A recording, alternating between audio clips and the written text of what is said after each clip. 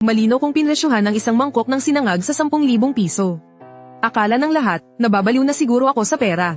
Ang hindi nila alam, nalulugi na talaga ako sa negosyong ito. Ginagawa ko lang to para matapos ang pinapagawa ng aking maestro. Isang linggo na akong tuloy-tuloy na nagtitinda. Pero ni isang order ng sinangag, wala pa akong nabebenta. Habang iniisip ko kung masasayang na naman ba ang araw na ito. Bigla akong may narinig na ingay. Mga ka-followers, tingnan nyo to. May nakatago palang food stall dito sa eskinita. At ang lakas ng loob niyang maningil ng 10,000 piso para sa isang order ng sinangag. Ngayon, tingnan natin kung anong klaseng pagkain ang sulit sa ganyang halaga. Nang marinig ko yun, tumingala ako at tinignan sila. Nakita ko ang isang matabang lalaki na nakatayo sa harap ng pwesto ko. Pinaningkitan niya ng tingin ang signboard ko. Tapos, nagtanong siya, sabi ko sa'yo, boss. Narinig ko sa Hong Kong, may isang God of Cookery raw na gumagawa ng Emperor's Fried Rice. Pero 5,000 piso lang ang benta niya sa isang order. Bakit yang sinangag mo? Ang lakas ng loob mong ibenta ng 10,000 piso. Bakit hindi mo tikman para malaman mo? Aba, ang yabang mo naman. Mukhang may ibubuga ka nga. Sige na nga, boss. Bigyan mo ko ng isa, subukan ko. Sigurado ka bang kakain ka? Oo naman, sigurado. Bakit? Takot ka bang hindi ako magbayad? Kung marunong kang pumilatis, siguradong hindi ka tatakbo sa bayarin. Napakayabang mo. Hahaha, huwag kang mag-alala. Masarap man yan o hindi. Basta't malinaw ang presyo mo. Babayaran kita ng buo. Kahit na pumalpak pa yan sa huli. Tatanggapin kong minalas lang ako. Hindi ko na siya pinatulan pa. Tumango na lang ako. Itinaas ko ang aking manggas at nagsimula ng maghanda. Nang mga sandaling iyon, biglang nagulat ang cameraman sa tabi niya at sinabing, "Iyon bigas ba yun? Bakit ganoon?" Agad na lumingon si Taba para tingnan. Nakita niya sa harap ko ang isang malaking bamboo steamer. Pag-angat ko ng takip ng steamer. Buhaghag at perpekto ang luto ng kanin sa loob. Pinagmasdan ni Taba ang kanin habang nag-iisip. Maganda ang kalidad ng bigas. Bawat butil ay parang kristal sa linaw. At may halong maliliit na kulay kahel na butil ang kanin. Pero hindi niya masabi kung ano iyon. Anong sahog ang idinagdag dito? Itlog yan ng hipon. Aba, mukhang interesante. Pag-ulong na sabi ni Taba sa sarili. Bahagya siyang napaatras sa gilid dahil sa pagkagulat. May ibubuga nga talaga ang boss na to. Ang tawag sa kakaibang teknik na to ay paghiram ng lasa. Ginagamit ang kanin para sipsipin ang linamnam ng hipon. Ang paraan, hihiwin mo muna ang sariwang hipon. Maingat na aalisin ang itim na dumi sa loob nito. Tapos, isisiksik ang binabad na bigas sa loob ng laman ng hipon. Pagkatapos, ilalagay na sa steamer para lutuin. Sa ganitong paraan, lahat ng bango ng alig ng hipon ay manunuot sa bigas. At sa huli, ihahalo ang nalutong itlog ng hipon. Hindi lang ito nagpapaganda ng tekstura ng kanin. Nagdaragdag pa ito ng linamnam at tamis. Kung ganoon, talagang detalyado ang pagkakagawa ng kanin na to. Siyempre, kailangang maging detalyado. 10,000 yuan kaya ang isang serving nito. HMP, kung inaakala niyang maloloko niya ako sa ilang pirasong itlog lang ng hipon. Talagang hindi ako masisiyahan. Isang pagkaing nagkakahalaga ng 10,000 yuan. Hindi dapat basta-basta, hindi pa man niya natatapos ang sinasabi niya. Isang napakatapang at nanunuot na bango ang biglang kumalat sa hangin. Nagkagulo ang lahat ng mga nakikiusyoso sa paligid. Lahat sila ay halos mabaliw na sa kalulunok ng laway. Mukhang napakasarap base sa amoy. Pati si Taba ay nabighani sa bandang iyon. Nakita niya na inaalis ko ang isang basang dahon ng lotes. Ang banga na nasa harap ko na parang lalagyan ng alak, ay naglalabas ng singaw. Ang mayaman at malinamnam na amoy ay nanggagaling sa loob ng bandang iyon. Ito ang Buddha Jumps Over the Wall. Ito ang numero 1 putahe sa lutuing Fujian. Tinatawag ding Fu Shukwan. Sobrang pinipili ang mga sangkap nito. Abalone, sea cucumber, peppercorns, dried scallops. Walang pwedeng mawala ni isa man dyan. At saka, napakakomplikado rin ng pagluto nito. At itong mga mamahaling sangkap, kailangan tuyo pa. Dati, para sa isang show, si Mataba, sa Japan niyang pinuntahan at kinunan ng video ang isang restaurant na 100 taon na. Pero yung pinakamahal na Buddha Jumps Over the Wall doon, wala sa kalingkingan kumpara sa lasa nito ngayon. Saan nga ba nagkaiba ang lasa? Huminga ng malalim si Mataba, at bigla siyang napasigaw sa sobrang gulat. Wadaw, nilagyan to ng tunay na Shaoxing wadaw, di ba? Ang mga dekalidad na bagay ay mga eksperto lang ang nakakaalam ng tunay na halaga. Tama, wadaw nga. Naamoy mo ba kung ilang taon na? Nako, masyado nyo naman po akong binobola. Malaking bagay nang ang naamoy kong wadaw to. Kung gaano na to katagal. Yan ang hindi ko na talaga maamoy. Pero ang bango-bango ng alak na to. Siguradong isa to sa mga pambihirang yaman sa mundo. Tunay na 18 taong nuwerhong. Ang ganitong klase ng nuwerhong na pinatagal ng husto.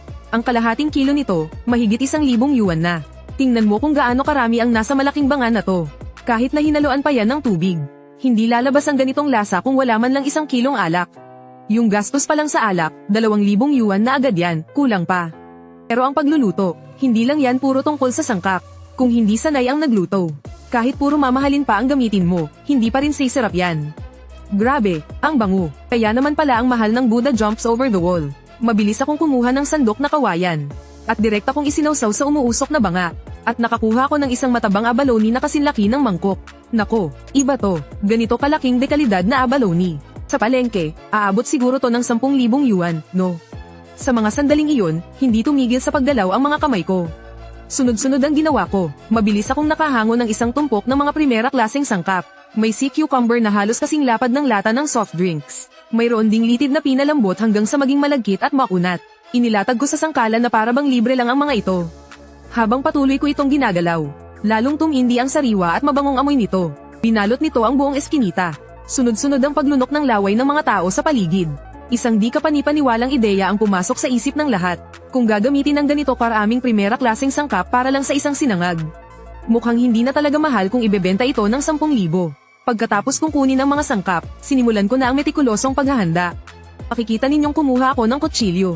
Gamit ang kanang kamay, dahan-dahan kong diniinan ng matabang abalone. Tinanggal ko ang mga gilid-gilid nito sa harap, likod, at tagiliran. Dinagdagan ko pa ng 2 hiwa sa itaas at ibaba.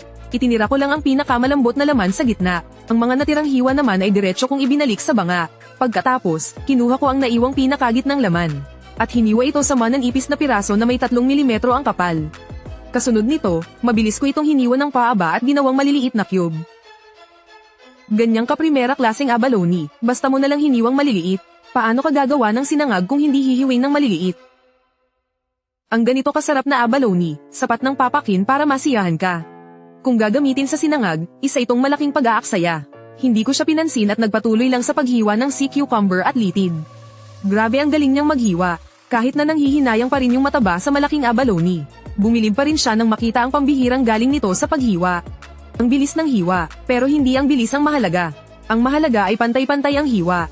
Tingnan niyo ang laki ng bawat piraso ng sangkap. Halos lahat ay kasing eksakto na parang sinukat gamit ang ruler. Pero ang pinakamahirap talagang ihanda ay itong mga litid. Ang sangkap na to, kailangang palambutan ng husto para sumarap. Pero kung sobrang lambot naman, mahirap nang hiwain ng maliliit. Kaya dapat sakto lang ang pagkakaluto, para makuha ang tamang texture. Pagkatapos marinig ang propesyonal na paliwanag ng mataba, kahit hindi naiintindihan ng mga nanonood, sunod-sunod pa rin ang kanilang paghanga. Mabilis kong natapos ihanda ang mga hiniwang seafood. Tumalikod ako at kumuha ng 4 na sariwang itlog mula sa freezer. Kumuha pa ng isang mangkok na walang laman. Pagkatapos, binasag ang itlog. Mahusay niyang inihiwalay ang lahat ng puti ng itlog. Ang matingkad na pula lang ng itlog ang ibinuhos niya sa kanin. Pagkatapos, hinalo niyang mabuti ang pula ng itlog at ang mga butil ng kanin. Hanggang sa ang bawat butil ay naging kulay ginto at kaitakam-takam. Tanging ang sinangag na niluto sa ganitong paraan. Ang tunay na kulay ginto. Ito rin ang tinatawag na gintong nakabalot sa pilak ayon sa alamat. Sa sandaling tuluyan nang nahalo ang kanin, lahat ng tao sa paligid ay sabay-sabay na napalunok ng laway. Itong bagong halong kanin, bawat butil ay dikit na nababalot ng gininto ang itlog.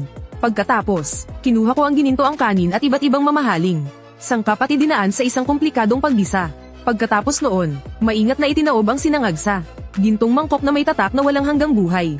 Sa huli, kumuha ako ng isang katserang ginto na may hawak ang jade, at isang kapares na chopsticks na jade na may disenyong ginto. Kasama ang patungan nito, maayos ko itong inilagay lahat sa isang tray. Initbit ko ang tray, at dahan-daang naglakad papunta sa maliit na mesa. Supreme Emperor Fried Rice, pakitikman po. Pagkasabi ko niyan, hindi na ako lumingon. Dumiretso ako pabalik sa likod ng food cart. Tinitigan ng matabang lalaki ang umuusok na sinangag sa harap niya, at hindi niya namalayang napalunok siya ng laway. Ang mga usisero sa tabi ay nagunat din ng kanilang mga leeg.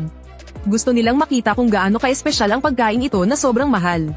Sige na, fans muna ang kakain. Kunan muna natin ang close-up. Grabe, ang ganda ng itsura. Kahit anong anggulo, ang ganda pa rin ng kuha. Nagniningning sa pagkaginto, para bang kumikinang ito ng gintong liwanag. Isang kasiyahan na ang pagmasdan pa lang ang sinangag na ito. Okay na, tapos ng kunan. Bilis, galawin mo na ang chopsticks. Sa mga oras na ito, hindi na rin makapaghintay ang matabang lalaki. Na makatikim man lang ng isang subo. Pagkahawak pa lang niya sa gintong kutsara, nabigla siya sa bigat nito. Grabe, at purong ginto pa ang mga salita.